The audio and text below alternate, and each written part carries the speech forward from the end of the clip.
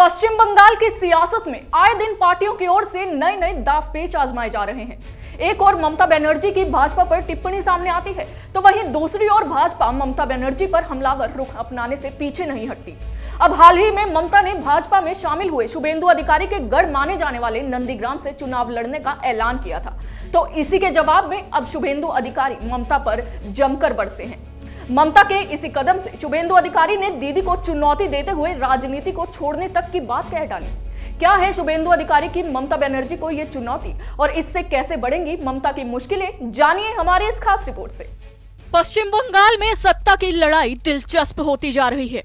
तृणमूल कांग्रेस छोड़कर भाजपा का दामन थामने वाले शुभेंदु अधिकारी ने ऐलान किया कि वो विधानसभा चुनाव में ममता बनर्जी को हराएंगे, नहीं तो राजनीति छोड़ देंगे। अधिकारी ने ये ऐलान मुख्यमंत्री ममता बनर्जी की उस घोषणा के बाद किया जिसमें उन्होंने नंदीग्राम सीट से चुनाव लड़ने की बात कही थी। अधिकारी ने कहा कि वो ममता बनर्जी को हर हाल में हराएंगे और यदि इसमें सफल नहीं हो पाते तो राजनीति छोड़ देंगे। बता दें कि नंदीग्राम को अधिकारी का गढ़ माना जाता है। शुभेंदु अधिकारी ने ममता बनर्जी पर हमला बोलते हुए कहा कि उन्हें नंदीग्राम की याद सिर्फ चुनाव के समय आती है। उन्होंने आगे कहा, मुख्यमंत्री 15 दिसंबर 2015 को नंदीग्राम गई थी और उम्मीदवार के रूप में मेरे नाम की घोषणा की थी। मैं पूछना चाहता हूं कि नंदीग्राम के लोगों के लिए आपने क्या किया है ममता जी? जो लोग पीड़ित थे आपने उनके लिए क्या किया? कक्षा 8 की किताब में सिंगूर का उल्लेख है, लेकिन नंदीग्राम की सामूहिक हत्या का कोई उल्लेख नहीं है। एक रोड शो के दौरान अधिकारी ने कहा कि भाजपा टीएमसी की तरह नहीं है, जहां सभी फैसले ममता बनर्जी और उनके भतीजे अभिषेक की ओर से लिए जाते हैं। यहां उम्मीदवारों का फैसला विचार विमर्श और सभी से चर्चा के बाद लिया जाता है।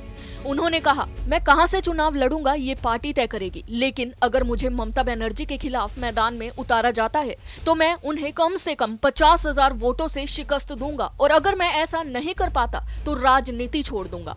इतना ही नहीं, शुभेंदु अधिकारी ने ये आरोप भी लगाया कि जिस नंदीग्राम की बदौलत ममता बनर्जी 2011 में सत्ता में आई, उस नंदीग्राम आंदोलन के दौरान किसानों पर गोली चलाने वाले पुलिस अधिकारी को राज्य सरकार ने 4 बार एक्सटेंशन दिया है।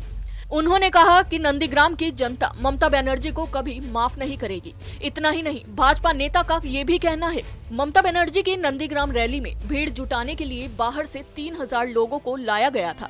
जनता को टीएमसी की असलियत पता चल गई है और चुनाव में सब कुछ साफ हो जाएगा। बंगाल की राजनीति अब धीरे धीरे दिलचस्प मोड़ लेती नजर आ रही है। अब देखने वाली बात यह होगी कि पश्चिम बंगाल की जनता राजगद्दी पर किसको बिठाएगी। फिलहाल के लिए बस इतना ही। आप देखते रहिए कैपिटल टीवी। नमस्कार।